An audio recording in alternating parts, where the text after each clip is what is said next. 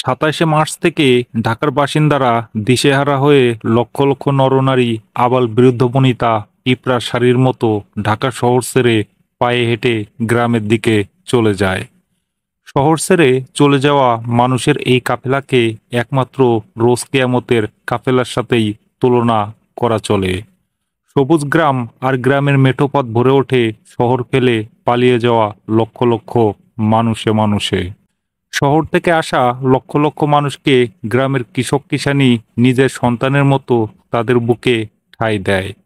গ্রামের মানুষ রাস্তায়, পথে, মাঠে, ঘাটে চিরা, গুড়, মুড়ি, ডাব যা কিছু সহায় সম্বল ছিল তার সবটুকুই উজাড় করে বাড়িয়ে দিয়েছে শহর থেকে আসা মানুষের সাহায্যে। শহর ছেড়ে পালিয়ে আসা মানুষের এতটুকু কষ্ট যেন না হয় তার সব দায়িত্ব গ্রামবাসীর। গ্রামের প্রতিটি বাড়িতে দিনরাত্রি ভাত রান্না হচ্ছে, লক্ষ লক্ষ মানুষ খাচ্ছে। কে খাচ্ছে, কার বাড়িতে খাচ্ছে, কার ভাত খাচ্ছে কেউ তা জানে না। যারা খাচ্ছে তারা জানে না কে খাওয়াচ্ছে, আর যারা খাওয়াচ্ছে তারাও জানে না কাদের খাওয়াচ্ছে। মানুষে মানুষে এক মহা মিলন, এক মহাভ্রাতৃত্ব।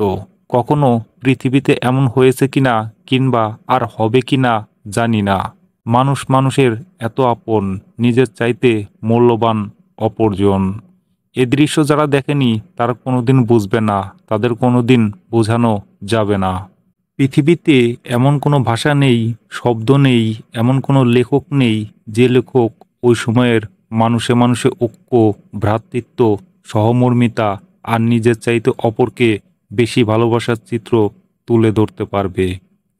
ঢাকা থেকে পায়ে হেঁটে ফরিদপুরের গোপালগঞ্জ মুকসুদপুর গ্রামের বাড়িতে গিয়েছি। কত নদী পার হয়েছি পদ্মা নদী। 5 দিন 5 রাত্রি পথ চলেছি, তারপর গ্রামের বাড়ি এসেছি। একটি পয়সাও খরচ হয়নি, কোথাও একটি পয়সা লাগেনি। গ্রামের মানুষ খাইয়েছে, নৌকার মাঝি নদী পার করে দিয়েছে। বিনা পয়সায় খাওয়ানো, থাকতে দেওয়া, নদী পার করে দেওয়া এজন্য গ্রামের মানুষের মহা পবিত্র নৈতিক দায়িত্ব ছিল। হাঁটতে হাঁটতে প্রতিমধ্যে কত গর্ভবতী মা বোন সন্তান প্রসব করেছে, আর গ্রামের মা বোনেরা তার সেবার ভার তুলে নিয়েছে আপন করে। এপ্রিলের প্রথম সপ্তাহ, এবার মুক্তিযুদ্ধে যাওয়ার পালা। কিভাবে মুক্তিযোদ্ধা হওয়া যায়, মুক্তিযুদ্ধ করা যায়। 17 এপ্রিল আকাশবাণী কলকাতা থেকে বারবার ঘোষণা এসেছে, আজ রাত 8টার পর একটি বিশেষ অনুষ্ঠান প্রচার করা হবে। রাত 8টার আকাশবাণী কলকাতা বেতারের বাংলা খবরে বলা হলো, সংবাদের পর একটি বিশেষ অনুষ্ঠান প্রচার করা হবে। দেশাত্মবোধক গান দিয়ে শুরু হলো অনুষ্ঠান। আমাদের মুক্তিযুদ্ধের এবং বাঙালির ইতিহাসের শ্রেষ্ঠ দিন এবং শ্রেষ্ঠ ঘটনাটির কথা। আজ 17 এপ্রিল কুষ্টিয়ার মেহেরপুরের বৈদ্যনাথতলার আম্রকাননে জননেতা তাজউদ্দিন আহমেদের নেতৃত্বে স্বাধীন বাংলাদেশের প্রথম সরকার গঠনের কথা জানানো হলো। মেহেরপুরের বৈদ্যনাথতলার নাম ইতিহাসের স্বর্ণাক্ষর দিয়ে নতুন করে রাখা হলো মুজিবনগর, এবং এই মুজিবনগরেই তাজউদ্দিন আহমেদের নেতৃত্বে শপথ নিল বাংলাদেশের প্রথম এবং বিপ্লবী সরকার। বঙ্গবন্ধু শেখ মুজিবুর রহমানকে করা হলো বাংলাদেশের রাষ্ট্রপতি, এবং তার অনুপস্থিতিতে উপরাষ্ট্রপতি সৈয়দ নজরুল ইসলামকে করা হলো অস্থায়ী রাষ্ট্রপতি, এবং তাজউদ্দিন আহমেদকে করা হলো বাংলাদেশের প্রধানমন্ত্রী। তাজউদ্দিন আহমেদের নেতৃত্বে একটি মন্ত্রিসভাও গঠিত হলো। জেনারেল ওসমানীকে করা হলো প্রধান সেনাপতি। অস্থায়ী রাষ্ট্রপতি, প্রধানমন্ত্রী, প্রধান সেনাপতি সকলের শপথ অনুষ্ঠানও হলো এই মুজিবনগরে। এখানেই প্রবাসী সরকারকে গার্ড অব অনার দেওয়া হলো। শুরু হলো মুক্তিযুদ্ধের নতুন যাত্রা। বাঙালির ইতিহাসে সংযোজিত হলো নতুন অধ্যায়ের। আমাদের মুক্তিযুদ্ধ সুসংগঠিত হলো। আমাদের দেশের প্রায় 1 কোটি মানুষ শরণার্থী হয়ে ভারতে আশ্রয় নিল। আমরা যারা মুক্তিপাগল কিশোর, তরুণ, যুবক, আমরা ভারতে গিয়ে সামরিক প্রশিক্ষণ, আর্মি ট্রেনিং নিলাম এবং মুক্তিযোদ্ধা হলাম। মুক্তিযোদ্ধা হওয়ার আগে শুধু ভাবতাম কবে মুক্তিযোদ্ধা হব, কিভাবে মুক্তিযোদ্ধা হব। ভাবতে ভাবতে গ্রামের বাড়ি থেকে আবার ঢাকায় চলে এলাম। এই ঢাকাতেই আমি জন্মেছি, শিশু থেকে কিশোর হয়েছি। এখানে আমার সব বন্ধুবান্ধব। গ্রামের বাড়িতে আমার কোনো বন্ধুবান্ধব নেই। মুক্তিযুদ্ধে যাওয়ার জন্য অন্তত একজন বন্ধু তো খুবই দরকার। কাজেই আবার শত্রুর প্রধান ঘাঁটি ঢাকায় চলে এলাম। প্রতিদিন ভাবি মুক্তিযুদ্ধে যাব, কিন্তু রাতে শুধু মার কথা মনে হয়। মনে হয় আমি যুদ্ধে চলে গেলে মা শুধু কাঁদবেন। আমার জন্য মা অনেক কষ্ট পাবেন, অনেক কাঁদবেন। আমার আর কোনো পিছুটান নেই, শুধু মা। আব্বার কথা আমি মোটেও ভাবি না। মার জন্যই মনটা আমার কেমন হয়ে যায়। কেন জানি সব কিছু এলোমেলো হয়ে যায়। এইভাবে ভাবতে ভাবতে কয়েকদিন চলে যায়। মুক্তিযুদ্ধে যাওয়ার জন্য মনটা আমার অস্থির হয়ে আছে, কিন্তু মাকেও ছাড়তে পারি না। মুক্তিযুদ্ধেও যাওয়া হয় না। একদিন আমার মনে হলো, সব ছেলেরই তো মা আছে। ছেলে যুদ্ধে গেলে মা তো কাঁদবেই। মার কান্নার কথা ভেবে ছেলে যদি মুক্তিযুদ্ধে না যায়, তাহলে তো মুক্তিযুদ্ধ হবে না, দেশও স্বাধীন হবে না। না, মা কাঁদে কাঁদুক, আমাকে মুক্তিযুদ্ধে যেতে হবে। দেশ স্বাধীন করতে হবে। পরের দিনই পাশের বাড়ির আমার এক বন্ধু, বয়সে আমার চেয়ে সামান্য বড়, নাম তার বাবুল আজাদ, তাকে মুক্তিযুদ্ধে যাওয়ার কথা বলে ফেললাম। সঙ্গে সঙ্গেই বাবুল আজাদ খুশিতে রাজি হয়ে গেল। বলল, আমি তো এরকমই ভাবছিলাম এবং এরকম একজন বন্ধুই খুঁজছিলাম। তারপর প্ল্যান প্রোগ্রাম করে একদিন খুব ভোরে দুজনে ভারতের উদ্দেশ্যে রওনা হলাম। আমরা দু বন্ধু গ্রামের পথ দিয়ে হাঁটতে হাঁটতে নদীর পাড়ে একটি বাড়িতে এসে পৌঁছলাম। তখন প্রায় সন্ধ্যা। শখানেক পুরুষ মহিলা শিশু আগে থেকেই নদী পার হওয়ার জন্য এই বাড়িতে ঘাপটি মেরে অপেক্ষা করছে। নদীর ঘাটে ছোট একটি ডিঙ্গি নৌকো বাঁধা আছে। এই ছোট নৌকোটিতে ৮-১০ জনের বেশি লোক একসঙ্গে পার হওয়া যাবে না। এই বাড়ির কোনো মানুষ এখানে নেই, শুধু কয়েকটি লাশ পচে গলে পড়ে আছে। আর এই যে শখানেক মানুষ, এরা সবাই শরণার্থী হয়ে ভারতে চলে যাওয়ার জন্য এখানে জড়ো হয়ে আছে। সন্ধ্যার পর নৌকার মাঝে এসে নদী পার করে দিবে, সেই অপেক্ষায় আছে। নদীতে পাক সেনারা গানবোট নিয়ে ঘাঁটি করেছে। দিনের বেলায় নদী পার হতে গেলে দেখা যাবে এবং আর্মিরা গুলি করে মেরে ফেলবে। তাই রাতের অপেক্ষায় আছে সবাই। রাতের অন্ধকারে নদী পার হতে হবে। অন্ধকার ঘনিয়ে এলো, বেশ গাঢ় অন্ধকার। হঠাৎ নদীতে পাকিস্তানি আর্মির গানবোটের সার্চ লাইটের আলো দেখা গেল। এই দিকেই আসছে গানবোটটা। চাপা কান্না শুরু হয়ে গেল। কেউ কেউ বলছে, কাইন্দেন না ভাই, কাইন্দেন না, আল্লাহরে ডাকেন। গানবোটটা দ্রুত এইদিকে ছুটে আসছে। সবাই মৃত্যু হয়ে চুপসে গেল। কারো কোনো সারা শব্দ নেই, শুধু গানবোটের আওয়াজ আর সার্চ লাইটের আলো। আমরা সবাই মাটিতে শুয়ে পড়লাম, যাতে গানবোটের সার্চ লাইটের আলোতে যেন দেখা না যায়। বুকের ভেতর ভয়, তার উপর মানুষের পচা লাশের গন্ধে দম বন্ধ হয়ে আসছে। দিন চারেক আগে পাকিস্তানি হানাদাররা এই বাড়িতে হানা দিয়ে এই মানুষগুলোকে হত্যা করেছে। আবাল বৃদ্ধ বনিতা, কারো মুখেই কোনো শব্দ নেই। অন্তরে শুধু আল্লাহু রাসূল সাল্লাল্লাহু আলাইহি সাল্লাম আর ভগবানের নাম। গানবোট যতই এগিয়ে আসছে, মনে হচ্ছে মৃত্যু ততই এগিয়ে আসছে। মৃত্যু এখন শুধু কয়েক মিনিটের ব্যাপার হয়ে দাঁড়িয়েছে। আমি একটা গাছের আড়ালে দাঁড়িয়ে সবাইকে বললাম, কেউ শোয়া থেকে উঠবেন না, নড়াচড়াও করবেন না, কোনো কথা বলবেন না। সবাই মাটিতে যেভাবে শুয়ে আছেন ঠিক একইভাবে থাকবেন। কোনো প্রকার চিৎকার বা ছোটাছুটি মানেই নিশ্চিত মৃত্যু। আল্লাহ পাক যদি সহায় হন, তাহলে আমরা এভাবেই বেঁচে যাব। এছাড়া আমাদের আর বাঁচার কোনোই পথ নেই।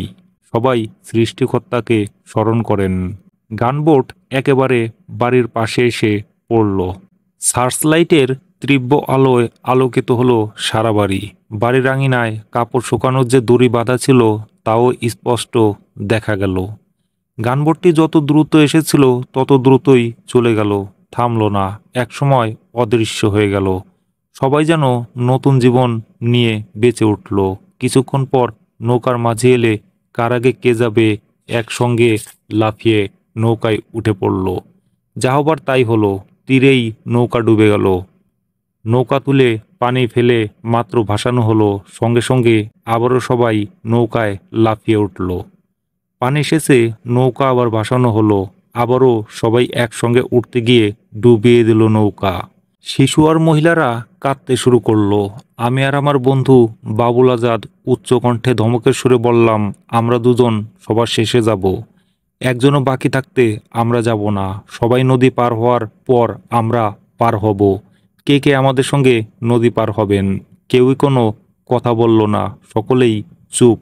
আমরা কথা দিলাম সবাই আগে যাবেন, আমাদের আগে যাবেন। আমরা যাকে বলবো সেই নৌকায় উঠবেন, নইলে নৌকা আর তুলব না, সবাই একসঙ্গে মারা পড়ব। জনা কয়েক বলে উঠল, ঠিক আছে, আপনারাই ঠিক করে দিবেন কে কখন উঠবে। কেউ কেউ বলে উঠল, আবার নিজেরাই আমাদের ফেলে চলে যেয়েন না। আবার নৌকা তুলে পানি ফেলে নৌকা ভাসালাম। ডান দিক থেকে এক এক করে 9 জন করে নৌকায় তুললাম। নৌকা ছেড়ে গেল, নামিয়ে দিয়ে আবার নৌকা ফিরে এলো। শেষ ট্রিপে আমরা 2 জন সহ 5 জন নৌকায় উঠে নদী পার হলাম। সীমান্তের কাছাকাছি বাতেন ভাই নামে এক ভদ্রলোকের বাড়িতে রাত্রি কাটানোর পর সকালবেলায় আমার বন্ধু বাবুল আজাদ কান্না জুড়ে দিল। সে ঢাকায় ফিরে আসবে, আবার আমাকে সঙ্গে নিয়ে ফিরে আসবে। বাবুল আজাদ কাঁদতে কাঁদতে বলতে থাকলো, রাত্রে মাকে স্বপ্নে দেখেছি, মা বলছে ফিরে আয়। রিম্মিকে স্বপ্ন দেখেছি। রিম্মি হলো বাবুল আজাদ আর আমার বাসার ঠিক উল্টো দিকের বাসার মস্ত বড় এক ধনী লোকের মেয়ে। বাবুল আজাদের প্রেমিকা, খুবই ভালো মেয়ে, সব দিক দিয়েই ভালো, আচার ব্যবহার অমায়িক, দেখতে সুন্দরী, ভালো ছাত্রী, সবার প্রিয়। বেচারা রিম্মির অকাল মৃত্যু হয়েছে। আল্লাহর কাছে দোয়া করি রিম্মি যেন বেহেশতে যান। বাবুল আজাদ বলল, স্বপ্নের ভিতর রিম্মি আমাকে বলছে, বাবুল তুমি যুদ্ধে যেও না, তুমি মরে গেলে আমি কাকে ভালোবাসবো, তুমি ছাড়া আমি কাউকে ভালোবাসতে পারবো না, তুমি ফিরে এসো, নইলে আমাকেও নিয়ে যাও। ইত্যাদি ইত্যাদি বলতে বলতে সে কি কান্না বাবুল আজাদের। আমার কাছে বাবুলের দাবি, চল আমরা ঘরে ফিরে যাই। কান্না যখন কিছুতেই থামাতে পারলাম না, তখন বললাম, তুই ফিরে যা, আমি ফিরে যাব না, আমি যুদ্ধে যাব। বাবুলের উত্তর, আমি তোকে ফেলে একা ফিরে যাব না, চল দুজনেই ফিরে যাই। না, আমি ফিরে যাব না, তুই ফিরে যা। না, আমি তোকে ছাড়া ফিরে যাব না। বাবুল আমাকে সঙ্গে নিয়ে ঘরে ফিরে আসবে, আমি ফিরে আসব না। বাবুলের কান্না থামে না।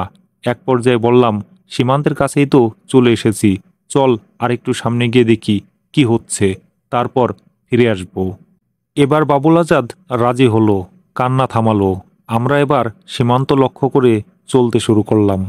যতই সীমান্তের কাছাকাছি যাচ্ছি ততই বেশি করে গোলাগুলির আওয়াজ শোনা যাচ্ছে। অনেক চড়াই উতরাই পার হয়ে 2 বন্ধু মিলে ভারতের ত্রিপুরা রাজ্যের রাজধানী আগরতলায় গিয়ে পৌঁছলাম। পথের অনেক কাহিনী, সব লিখলে ফুরাবে না। ভারতের যে জায়গায় আমরা গিয়ে উঠলাম, জায়গাটা বেশ উঁচু, পাহাড়ের মতো, তবে পাহাড় না। এই জায়গায় উঠেই দেখি খাকি পোশাক পরা 4-5 জন আর্মি একটি বাংকারে দাঁড়িয়ে আছে এবং আরও 7-8 জন আর্মি দাঁড়িয়ে মানুষের সঙ্গে কথা বলছে। দেখেই তো আমার আত্মারাম খাঁচাছাড়া হয়ে গেল। আমি কোথায় এলাম? যে আর্মির ভয়ে সারা পথ কত কষ্ট করে এলাম, আর এখানে এসে সেই আর্মির একেবারে মুখের সামনে দাঁড়িয়ে পড়লাম। ভয়ে আমি হিম হয়ে গেলাম। কিছু সময় জ্ঞান শূন্য থাকলাম। তারপর ধীরে ধীরে তাকিয়ে দেখলাম জনগণের মাঝে কোনো প্রতিক্রিয়া নেই, সবাই যার যার কাজে ব্যস্ত। আমি ভীষণ অবাক হলাম, স্বপ্ন দেখছি না তো। পরে বুঝলাম, ও এইটাই তো ভারত, এরা ভারতীয় আর্মি। পৃথিবীর সব দেশের আর্মির পোশাকই যে এক, এটা আমার জানা ছিল না। আমরা শরণার্থী ক্যাম্প বা শিবিরে না গিয়ে সোজা কলেজ টিলায় চলে গেলাম। কলেজ টিলা মানে আগরতলার এমবিবি কলেজ ক্যাম্পাস। এই কলেজ টিলাতেই বাংলাদেশের প্রাক্তন ও বর্তমান ছাত্রনেতারা থাকেন। এখানেই ছাত্র সংগ্রাম পরিষদের অফিস। শেখ ফজলুল হক মনির নেতৃত্বে আসমা রব, আব্দুল কুদ্দুস মাখন, এম এ রশিদ, শেখ ফজলুল করিম সেলিম, মিজানুর রহমান মিজান প্রমুখ এর তত্ত্বাবধানে কলেজ টিলা থেকে বাংলাদেশের ছাত্রদের তালিকাভুক্ত করে সামরিক প্রশিক্ষণ নেওয়ার জন্য ভারতের বিভিন্ন ট্রেনিং ক্যাম্পে পাঠানো হতো।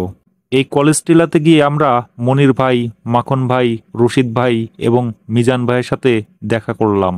নেতারা বললেন, যতদিন ট্রেনিংয়ে যাওয়া না হয় এখানে থাকো। আমরা সারাদিন আগরতলায় ঘুরে বেড়াই, রাতে কলেজ টিলায় ঘুমাই। এমনি করে প্রায় মাসখানেক চলে গেল। আমরা সঙ্গে করে বাড়ি থেকে যে টাকা পয়সা এনেছিলাম তা শেষ হয়ে যাওয়ার উপক্রম হলো। এদিকে ট্রেনিংয়ে যেতে আরও বেশ কিছুদিন অপেক্ষা করতে হবে। এ অবস্থায় বন্ধু বাবুল আজাদ একদিন বলল, দোস্ত তুমি থাকো, আমি ঢাকায় যাই, যেয়ে বাড়ি থেকে টাকা নিয়ে আসি। আমি সঙ্গে সঙ্গে বাবুলের প্রস্তাব প্রত্যাখ্যান করলাম। বললাম, না, ট্রেনিংয়ে যতদিন না যাই ততদিন খেয়ে না খেয়ে কষ্ট করতে থাকি। খাওয়ার দারুণ কষ্টে পড়ে গেলাম। দিনে এক মুঠো ভাত পাই তো পাই না অবস্থা। আর বাবুলের প্রতিদিন একই কথা, তুই থাক, আমি ঢাকায় যাই, টাকা পয়সা নিয়ে আসি। আমি বলি, না, তুই ঢাকা ফিরে গেলে আর আসবি না। বাবুল আমাকে বোঝায়, দেখ দোস্ত, আমি যদি এখান থেকে চলে যেতে চাই তাহলে কি চলে যেতে পারি না? তুই কি আমাকে আটকে রেখেছিস? আমি চলে যেতে চাইলে তো যে কোনো সময় চলে যেতে পারি। তোকে বলে যাওয়ার দরকার কি? আমি এই জন্যই তোকে বলে যেতে চাই যাতে তুই মন খারাপ না করিস। তুই বিশ্বাস কর, আমি কথা দিলাম ঠিকই ঢাকায় যেয়ে মার কাছ থেকে টাকা নিয়ে আবার তোর কাছে ফিরে আসব। আমি বাবুলের কথা বিশ্বাস করলাম না। যে ছেলে বাংলাদেশে থাকতেই রাস্তা থেকে বাড়ি ফিরে যাওয়ার জন্য কান্নাকাটি জুড়ে দিয়েছিল, সেই ছেলে একা সীমান্ত পাড়ি দিয়ে ঢাকার বাড়িতে ফিরে গিয়ে টাকা নিয়ে আবার আগরতলায় আমার কাছে ফিরে আসবে, এটা কিছুতেই বিশ্বাসযোগ্য নয়। তবে চিন্তা করলাম, বাবুল যে কোনো মুহূর্তেই সত্যি আমাকে না জানিয়ে বাংলাদেশে চলে যেতে পারে। ওকে ধরে রাখার কোনো উপায় তো আমার নেই, না বলে পালিয়ে যাবে। তার চাইতে আমি বাবুলকে বাংলাদেশে যাওয়ার অনুমতি দিয়ে দেই, সেই ভালো। আমি বাবুল আজাদকে চলে যাওয়ার অনুমতি দিলাম। দু বন্ধু সীমান্তে এলাম, একজন আর একজনকে জড়িয়ে ধরলাম। অশ্রু সজল চোখে আমি বাবুল আজাদকে বিদায় দিলাম। মনে হলো যেন আর দেখা হবে না, এ দেখাই শেষ দেখা। বিদায়ের বেলায় শুধু বললাম, আমার মাকে সান্ত্বনা দিস। আমি টিলার উপর দাঁড়িয়ে রইলাম। সামনে সমতল ভূমি বাংলাদেশ। বাবুল ধীরে ধীরে বাংলাদেশে নেমে গেল। পলকহীন দৃষ্টিতে তাকিয়ে রইলাম বাবুলের যাওয়ার দিকে। দৃষ্টিতে যতদূর দেখা যায় বাবুল আস্তে আস্তে ছোট হয়ে যাচ্ছে। একসময় দৃষ্টির বাইরে মিলিয়ে গেল বাবুল আজাদ। টিলার উপর ওই একই স্থানে কতক্ষণ নির্বাক, পলকহীন, ভরাকান্ত হৃদয়ে আনমনা হয়ে দাঁড়িয়েছিলাম জানি না। ভারতীয় এক শিখ সৈন্যের স্পর্শে সংজ্ঞা ফিরে পেলাম। একাকী বিষণ্ণ মনে কলেজ টিলায় ফিরে এলাম। নিজেকে ভীষণ নিঃসঙ্গ মনে হলো। সারা রাত ঘুম হলো না। রাতভর শুধু মনকে শক্ত করলাম। দেখতে দেখতে সপ্তাহখানেক পার হয়ে গেল। শুনলাম কলেজ টিলায় আমরা যারা আছি তাদের খুব তাড়াতাড়ি ট্রেনিংয়ে পাঠিয়ে দেওয়া হবে। শুনে মনটা ভালো লাগলো। মুক্তিযোদ্ধা হব, দেশের মুক্তির জন্য যুদ্ধ করব। বাবুল আজাদের কথা মনে হলো। বাবুল আজাদ আর আসবে না জানি, তবুও যদি আসে আমাকে পাবে না। এসে দেখবে আমি ট্রেনিংয়ে চলে গেছি। আমার সাথে বাবুল আজাদের আর দেখা হবে না। যদি বেঁচে থাকি, বাবুলও যদি বেঁচে থাকে, দেশ স্বাধীন হলে হয়তো দেখা হবে।